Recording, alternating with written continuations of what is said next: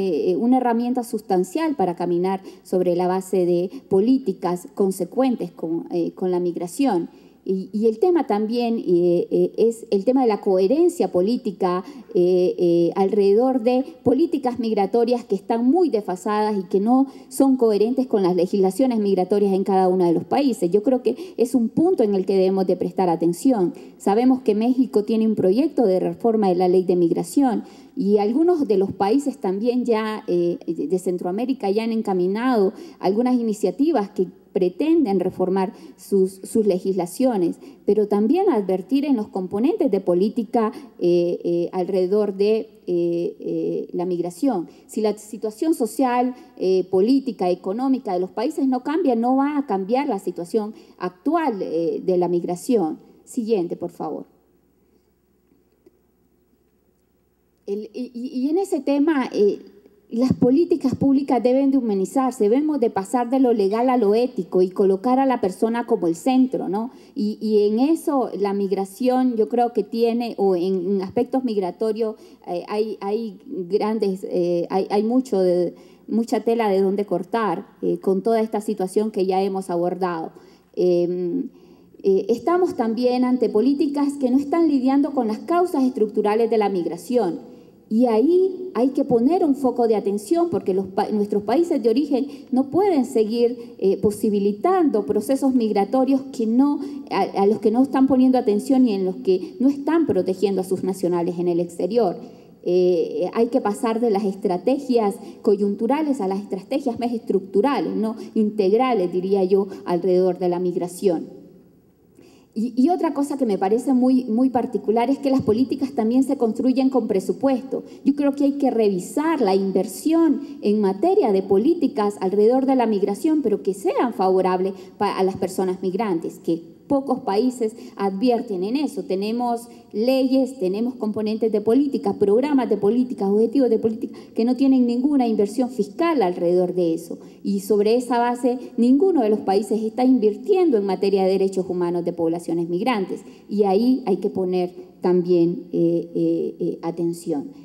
El tema de la competencia del Comité de Trabajadores Migratorios también debe de ser una tarea pendiente. Creo que México tiene que aceptar la competencia del comité creado en virtud de la Convención del 90, alrededor de conocer denuncias interestatales sobre violaciones a derechos humanos.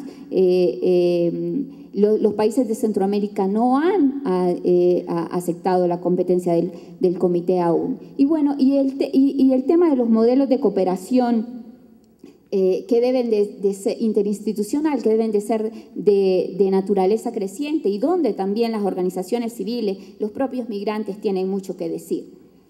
Quiero terminar con un párrafo que a mí personalmente me gusta mucho porque dice mucho de y por qué estamos las organizaciones o por qué muchas de las personas estamos y seguimos trabajando alrededor de temas como el migratorio, ¿no? Y por qué nos apasiona tanto seguirlo haciendo. Y es que me parece que desde las perspectivas de nuestras organizaciones y de frente a la población migrante, que muchas veces no tiene nada en qué ni nadie en quién ampararse, nos debemos cuando nos buscan y cuando no también. Para estas personas no debemos trabajar con compasión y caridad, porque eso nos llevaría a tenerles lástima. Simplemente para ellas y ellos tenemos que trabajar con pasión y solidaridad, porque solo así vamos a ver con amor. Nos vamos a entregar para aliviar su dolor y vamos a acompañarles en su búsqueda de justicia social. La pasión por los migrantes nos demanda darle rienda suelta a la imaginación y volar con la creatividad para abrir juntos espacios de participación y vencer también juntos la impunidad que tanto daño les hace a ellos y a ellas y a nuestras sociedades. Gracias.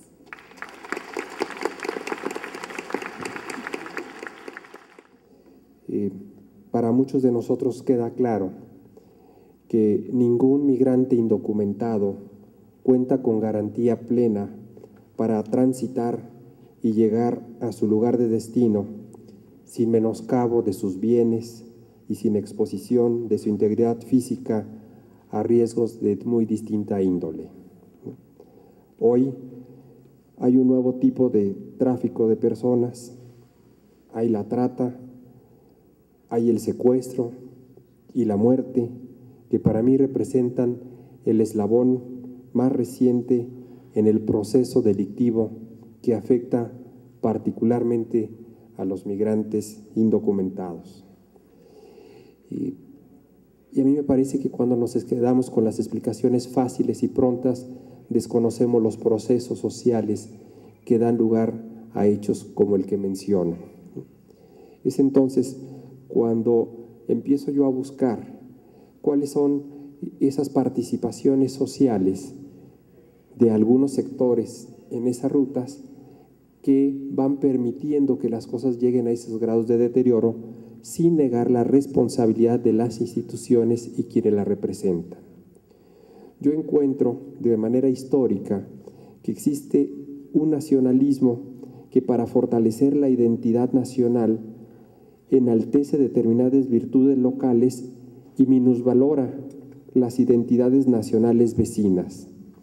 Eso, en el largo plazo, constituye una manera de favorecer el maltrato hacia la otredad extranjera, y de ahí se siguen los abusos y daños mayores hacia los que se consideran que menos valen. En términos prácticos, esta política migratoria del país no tiene el éxito como se tiene en otros países, en donde la inmigración, o mejor dicho, sin la inmigración, serían países que no serían explicables, como sería el caso de la Argentina. En el caso de México, en el mejor de los casos, llegamos a tener el 0.7% del total de la población, y según el último censo de población, 500,000 de extranjeros residen de manera legal en el país.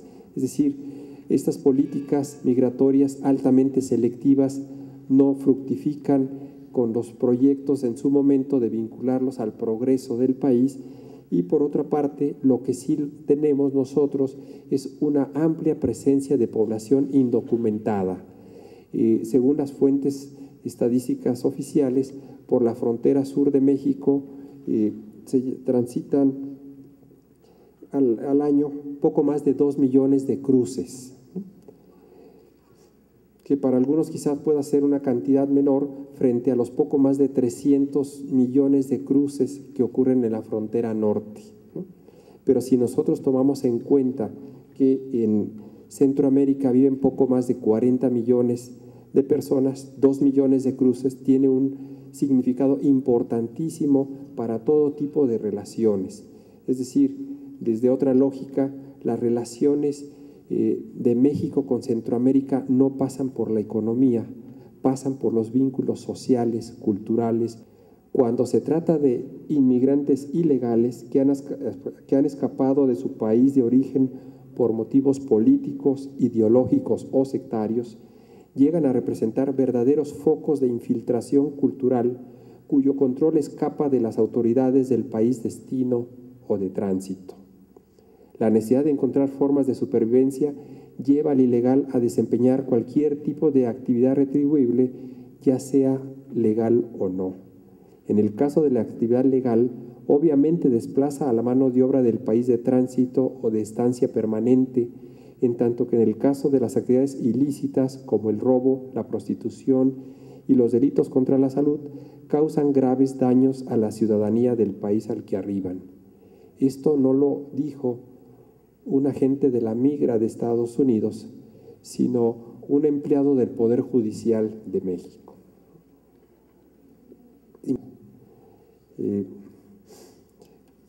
Esto va creando una serie de comportamientos sociales que para mí crea, digamos, el caldo de cultivo, esos pequeños delitos menores aparentemente insignificantes que a lo largo del tiempo, con las redes de traficantes y con otras redes delictivas, van generando espacios de impunidad. Impunidad a veces desde las leyes, a veces por omisión de las leyes, a veces por sectores sociales que viven al margen de las leyes.